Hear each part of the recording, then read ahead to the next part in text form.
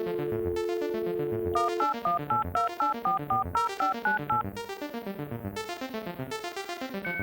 are listening to Decrypt.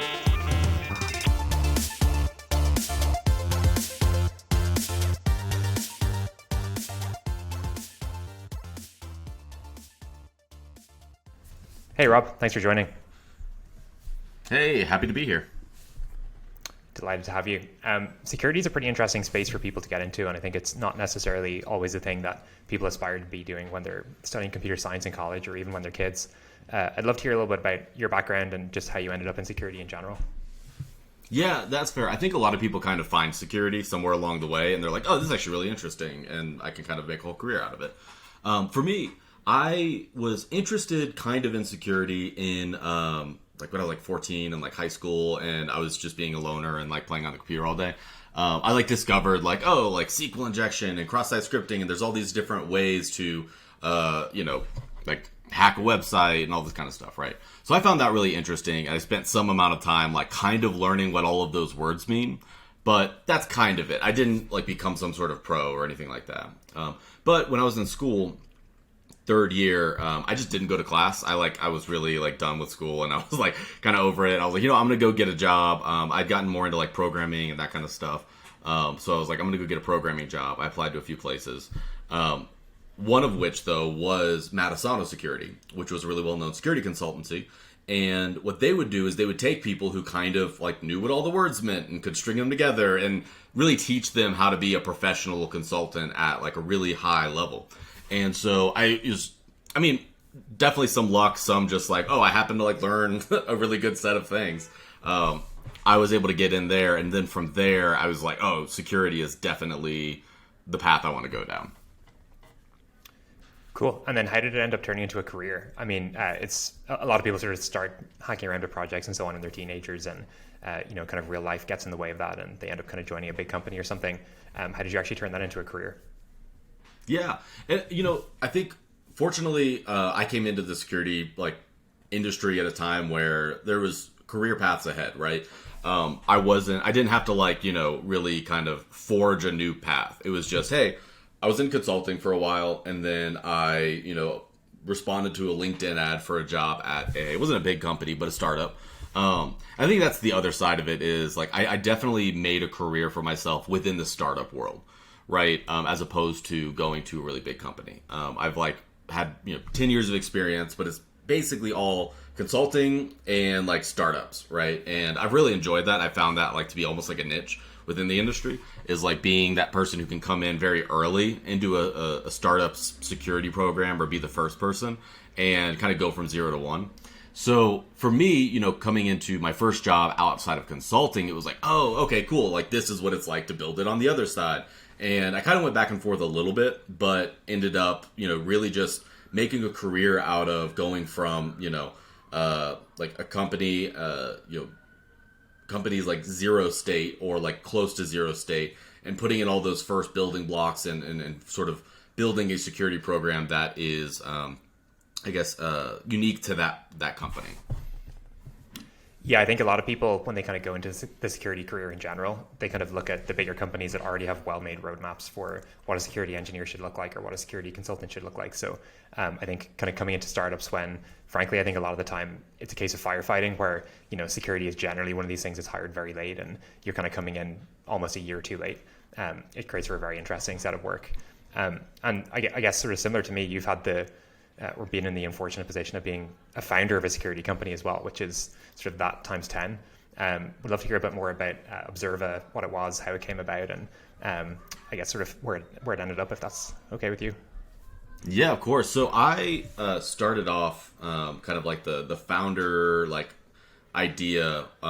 Again, like back when I was in high school, I was like really into Hacker News, right? And actually that first job at Matisano Security, I discovered via Hacker News because Tom Tachik is like, one of the founders of Matisano Security. He's like the number one on the leaderboard of Hacker News. So he's like all over the place on Hacker News to this day, right? And so I discovered Matasana Security through that, but I also was just like fully enveloped in this whole, the founder mythology and like startups and all this. And I loved it, right?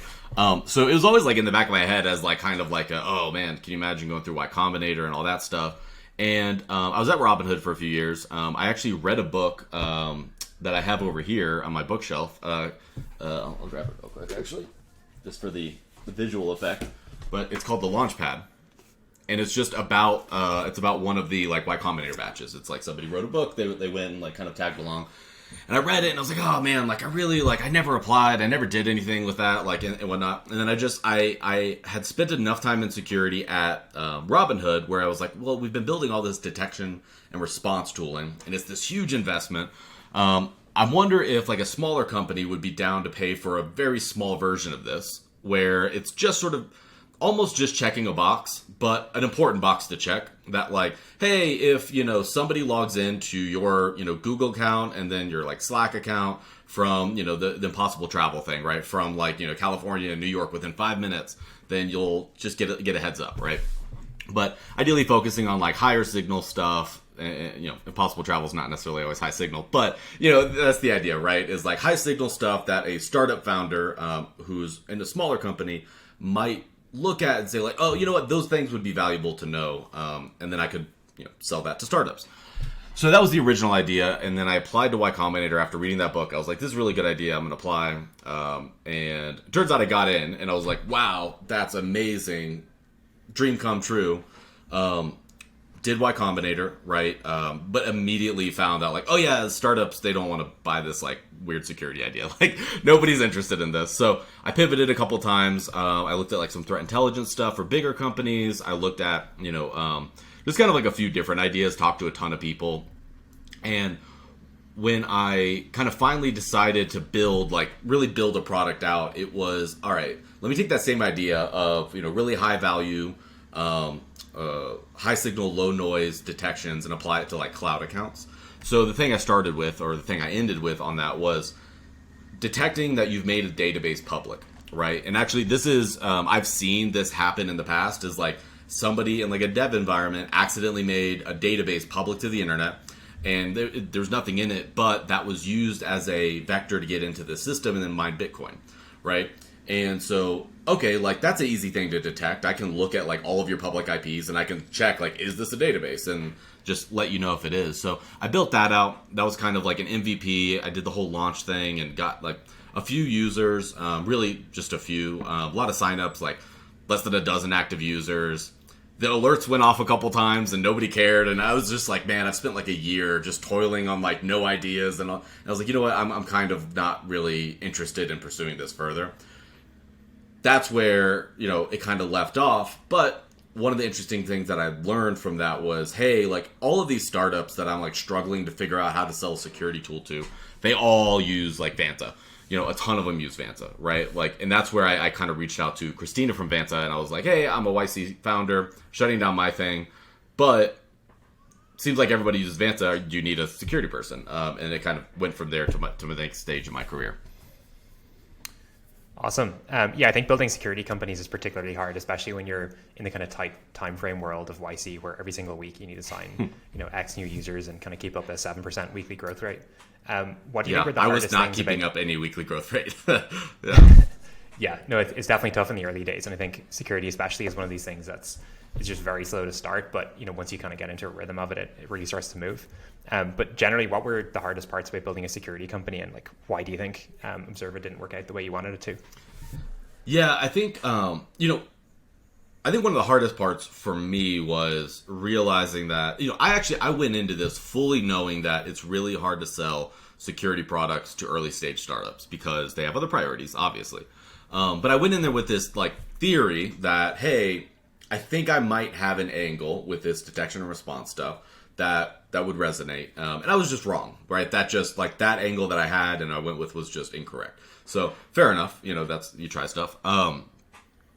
I hesitate to draw any other conclusions because I think there's an alternate reality where one of those things I pivoted to just like really resonated. And I just I figured out an insight that really, I was able to kind of pull the thread and turn it into something bigger. or I went longer and I didn't sort of like leave it after a year or so and kind of go on to something else. So it's very possible that like somebody else's, startup success story had the same start as mine, right? And I've talked to people who said like, hey, I talked to a very smart person who said, you totally would have been fine if you had a co-founder, because I was doing it solo.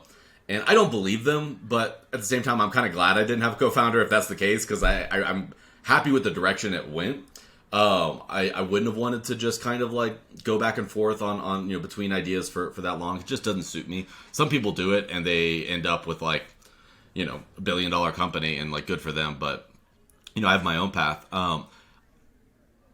But I'm hesitant to draw any real conclusions about like startups and founders and that kind of stuff from my own experience, because, n equals 1, right? Yeah. There's a good chance that if you just tried it again, everything would be going swimmingly, but you just never Yeah, really know exactly. these things. Yeah. So you're at Vanta now. At Evervault, we're a very happy customer of Vanta. It helps us really smoothen out a lot of our SOC 2 and PCI compliance processes and so on. What is Vanta, and what do you help companies do?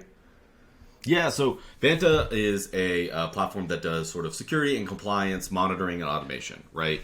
You can think of it as like a trust management platform. That's one angle, where how do you build trust with your customers and your stakeholders, your prospects? We have a variety of products that help you do that. The sort of flagship is like getting a SOC 2. That's really painful sometimes if you're a startup or a mid-market company with like a more complex situation. And Vanta has a lot of integrations and automation that helps you do that. And then things like, proving that, demonstrating your security posture through like trust reports and that kind of stuff as well. So that's like the core of what it does. I like to think of it personally as sort of where you sort of orchestrate your security and privacy program. That's like the higher level abstraction around like, hey, this is all the stuff we want to do. Let's go make sure that's happening, but sometimes the things that you're actually doing themselves might live in another place, like Okta or Google or, whatever system that is relevant to your stack. Yeah, I would say we were probably a reasonably early customer of Vanta. And my general impression at the time was that Vanta was just kind of like a one-stop shop where you're trying to sell to a customer. They need you to have a SOC 2 certification. The founders typically have no idea what that is or how they go about getting it. And then you kind of go to Vanta and they just introduce you to an auditor and they kind of help you through the whole process. Has that changed, or is there a different buyer now compared to what it was a few years ago? That's a great question. I think, there's still like a core there, right? Like that's still the bread and butter is like, we have a ton of companies who are early stage. They are trying to sell to a bigger company. They said, you need a SOC 2. They come to us like, what is a SOC 2? And we help them get across the finish line, right? And we can do that pretty quickly. We're really good at that part for sure. And then as we've gone up market as like a seller, as a producer of software, we are selling more to like me now, right? Like I am in a lot of ways an important customer of Vanta because I am a mid-market security leader at a startup, right? And so we are trying to address more than just those box checking, right? We're trying to actually improve your security posture and then demonstrate that to auditors, third-party stakeholders, partners, whoever it is, right?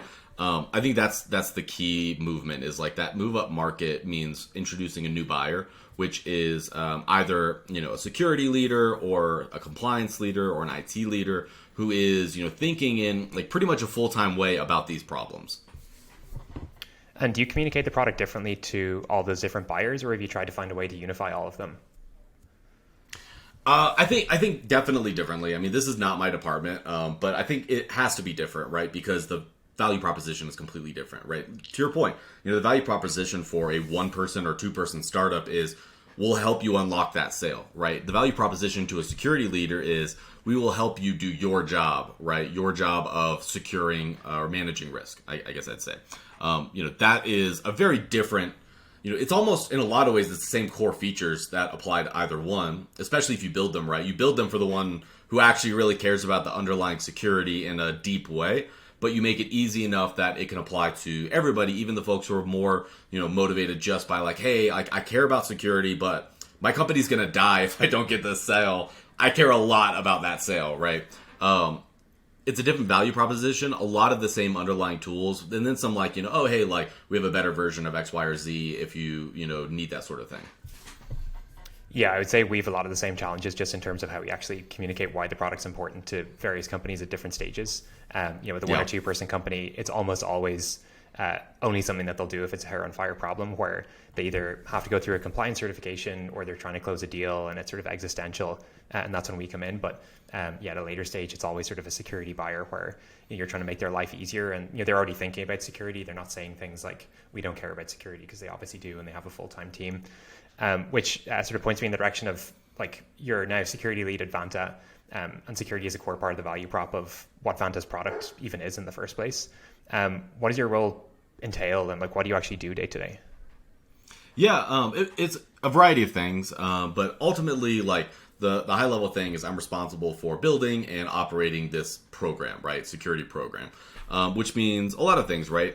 We're still, we've built a lot of the foundational pieces of that program, right? So, security operations, like we have a SIM tool in place. We get alerts from that tool. We have to triage those alerts. We need like an on-call rotation process by which we go and triage those alerts. We have a product security program where we're going and partnering with engineering teams to review code, review what RFCs is the system we use for like technical kind of design specs and stuff like that. We have a governance program where we're updating security policies and making sure that people actually like use and understand and don't just throw it over the fence at them and all that kind of stuff, right? So there's all of these processes in place to sort of ultimately accomplish what I would say is like maybe three goals, right?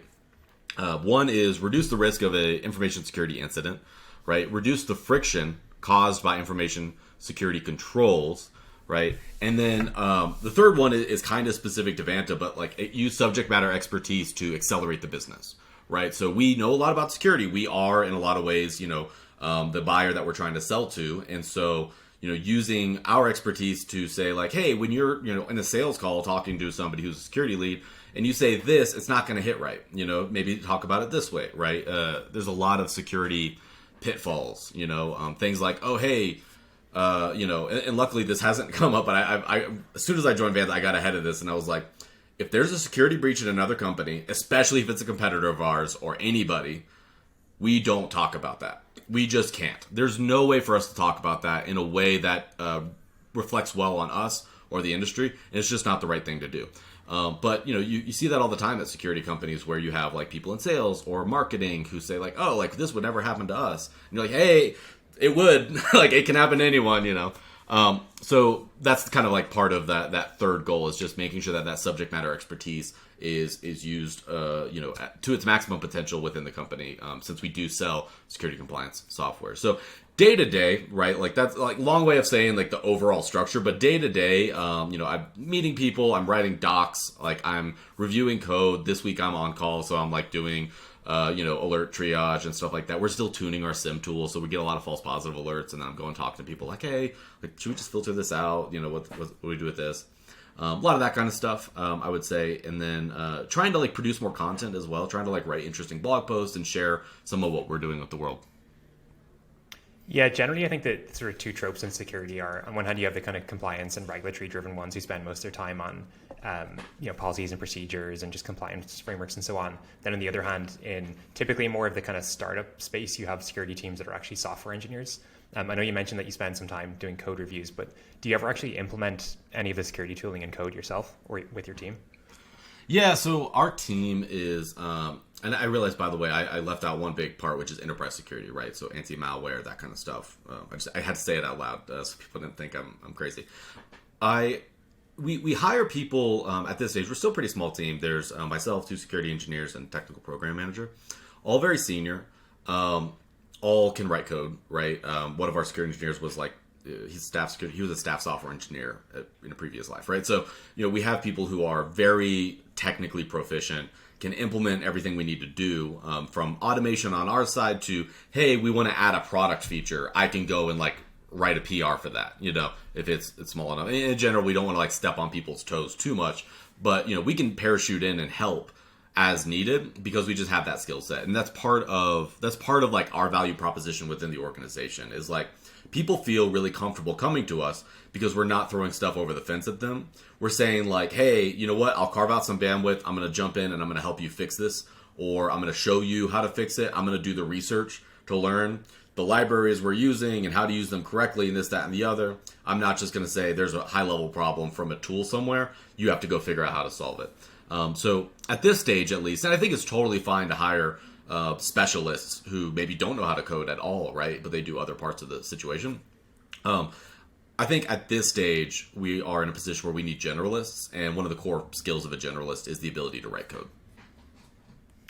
Yeah, it sounds like it fits very neatly into your original framework of sort of 0 to 1 security. Like you're still very hands-on because, you know, it's all fine and dandy to say, here's what security should look like, but unless you're actually doing the work, it's just really hard to get it prioritized. And a lot of our listeners are either founders of startups or working at early stage companies that might be thinking about security. And I know you've written quite a lot on LinkedIn and other places about just startup security in general. If you were a CTO or something at a small company, what would the sort of Swiss Army knife or just MacGyver toolkit of security processes and tools look like for you? Yeah, that's a great question. So I can give a shout out to just like some of the tools that we use, right? I'd say we really like Panther. We bought that recently. We're like new users of it, but that's our SIM tool. It's pretty good for a cloud native company like ourselves. Lots of like SaaS integrations, you know, because that's a big part of the stuff you're trying to monitor is like people logging into Zoom and like downloading files or something, you know, like weird stuff like that in SaaS applications that aren't just like your servers or your network.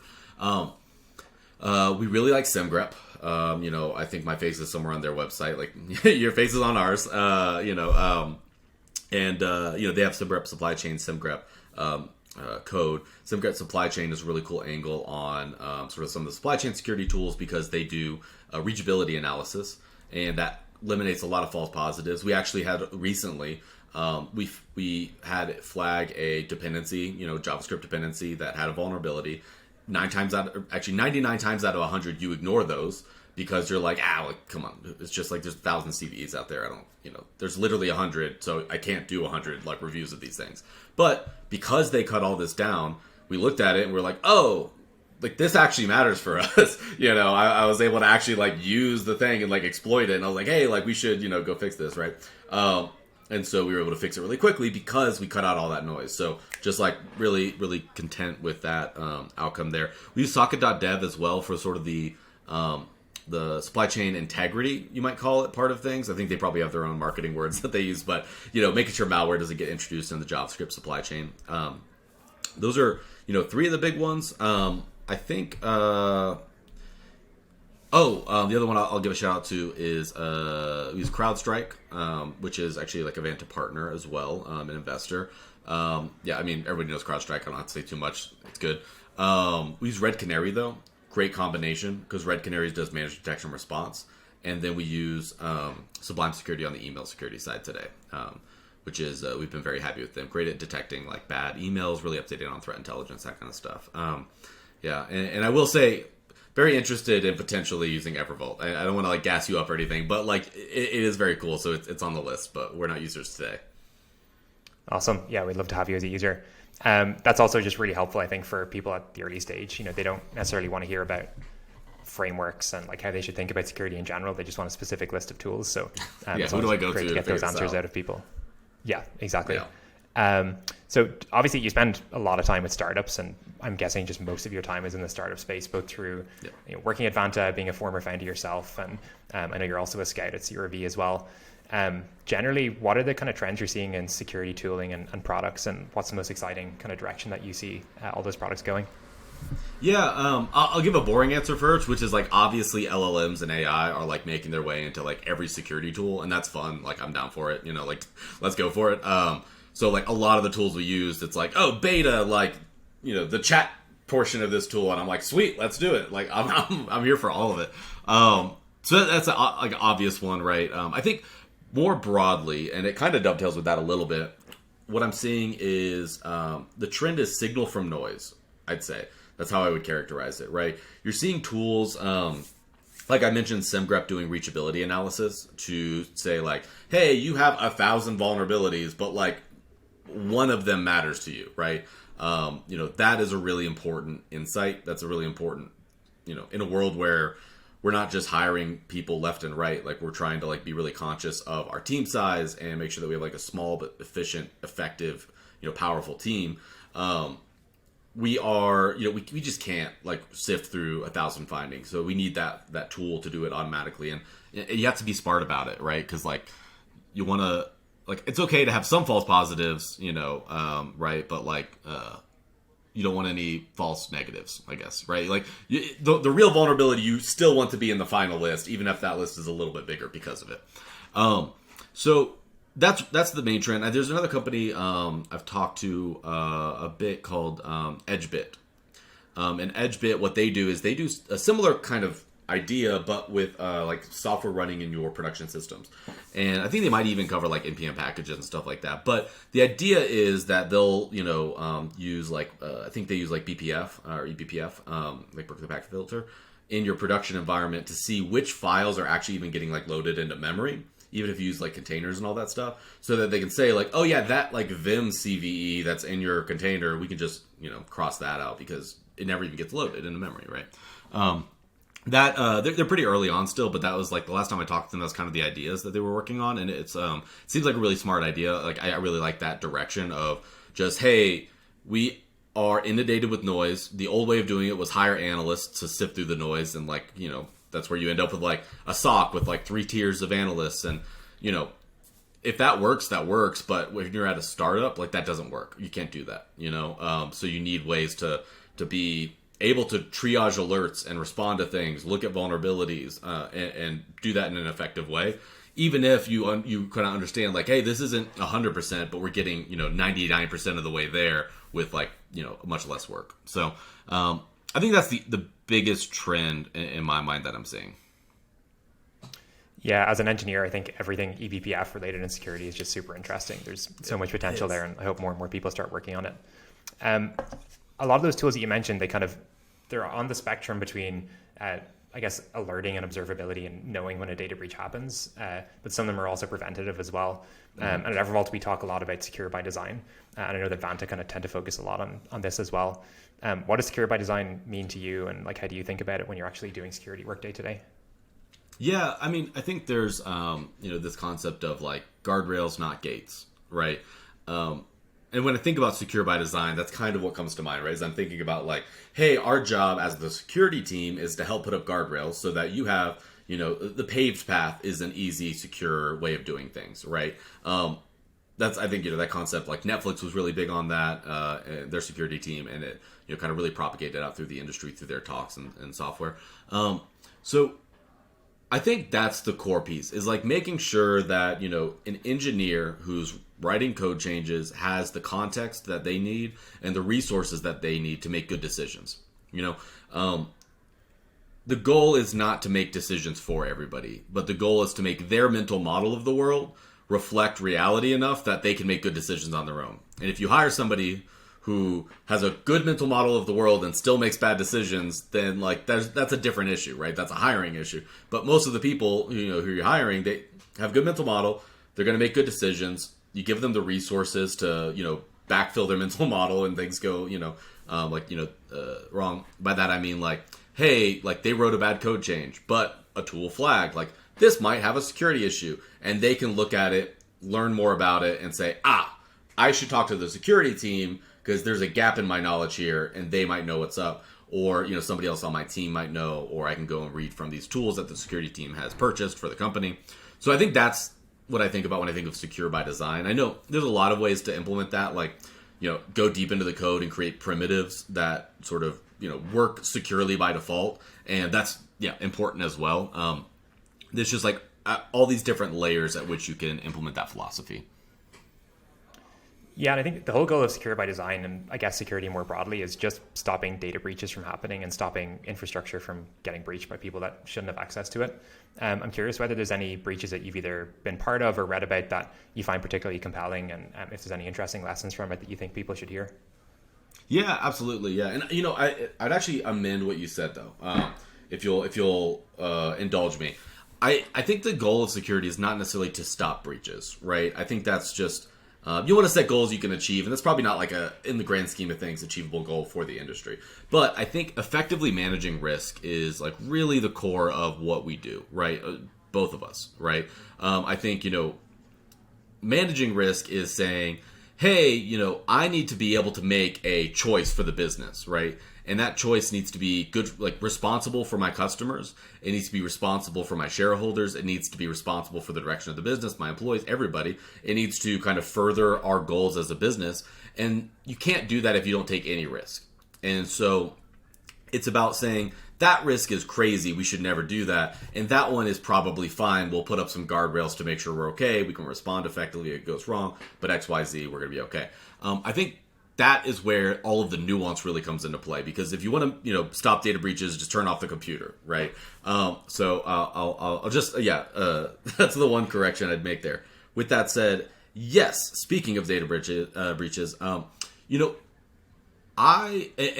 to the point I made earlier, like I'm always hesitant to like name a name and say, oh yeah, they got breached in X, Y, Z. But I just want to, commend when Circle CI got breached, right? They had a security incident. They were super upfront about it. They published a lot of really interesting information about what happened. And again, like this could happen to any of us, right? Like these things absolutely happen. So what we were able to do is we actually took the information that they put out there about what happened with them, and we were able to run like tabletop exercises internally and learn from it. And that is fantastic, right? Like that is the best possible outcome there, is that because hopefully we're not the only ones, and hopefully other companies saw that and were like, oh, like what if that happened to us? So in their case, if I'm remembering right from their post, it was, some malware was ended up downloaded on an engineer's laptop. And then that malware was able to steal a session that was, sort of post SSO login session to an end system. And then that was then escalated into getting some, infrastructure production access. So, for us, we were able to look at that, like say, okay, if let's assume like the most, privileged engineer, right, their laptop gets malware. What happens next? What do we have to detect it, prevent it? What do we have to prevent the next thing that's going to happen? Like, let's assume breach. Let's assume that happened. What about the next thing? Will we detect that? Will we prevent that? What about the next? And really just go through that attack chain, and or tree. And I think that those kinds of moments really are, speaking of like updating your mental model of the world, those are the moments that let you take a big step in, okay, this is the kind of stuff that's actually happening to startups out there. This is the kind of stuff that we need to do to prevent it. This is how we're going to improve our threat model and improve our security posture. Cool. Thanks, Rob, for the conversation. It was super interesting, and I definitely learned a lot. Just before wrapping up, I'm curious if there's anything else you'd like to add on security in general and how people should be thinking about it. And then also just where can people find your work online, or any of your thoughts or opinions on security, because we all have them. Yes, we all do. I guess, at a high level, one of the most powerful insights that I've been able to apply, at Vanta here, this is my first time. I've been here almost, not quite 2 years, but I've been here a little while now. It's the first time I've led a security program from 0 to 1, right? I was very early at Robinhood, and I learned a lot there from Karthik Rangarajan, who was my boss, and we learned a lot from Netflix just as third-party observers, right? One of the biggest insights that I've been able to apply here that is just over my 2 years started to pay dividends is your job is to be a partner, right? Your job is not to be the wall that things stop at, right? Your job is to make sure everybody, including the CEO, potentially the board, all of the individual contributors, all the managers, everybody has the context that they need to make good decisions and make sure that they're informed about risk, and that you are documenting and tracking how people are responding to risk and updating your models and whatnot. But your job is not to stop things. Your job is to enable things, right? Your job is to make things go forward. Guardrails, not gates, right? That one of the things that I do, I mentioned sort of the goals of our program, one of them being reduce the friction caused by information security controls. We run surveys twice a year along with a couple other teams, and hey, what are we doing that's stopping you from getting your job done? I get feedback constantly when those things go out, or when I talk about this at an all hands, I get feedback. Oh my God, I just joined my last company. I never talked to the security team. They were the worst. They would just anything you said, you send them something for comments, they'll just mark up the whole thing. And, you get those kinds of pieces of feedback, and it's great because the end result is not, oh great, I get to be everyone's best friend. It's, oh great, when people have problems, they come to us. Even if they're kind of sensitive in nature, we can go to people and talk about things that are, maybe a little bit personal, maybe a little bit this, that, and the other, because, frankly, we see their emails sometimes. We see, you know, what's running on their computer. We see a lot of stuff, and we have to be really responsible with that. And they have to trust us with that. So, like, we don't run phishing exercises like simulations, because that's just going to erode trust. We, you know, try our best to say yes and manage risk instead of saying no. And I think that's paid a lot of dividends. And I think that is the right way to approach this stage of building a security program. So that's the final kind of learning I'll add on. I am on Twitter at it's Rob Picard, Picard. Also on LinkedIn, Rob Picard. I'm the one who works at Vanta. And so, yeah, I'll post sometimes like articles on LinkedIn and stuff like that. Easier than getting people to a blog. They seem to read it on LinkedIn. Awesome. Thank you. I wish you and Vanta all the best, and thanks so much for jumping on. Thank you. Decrypt.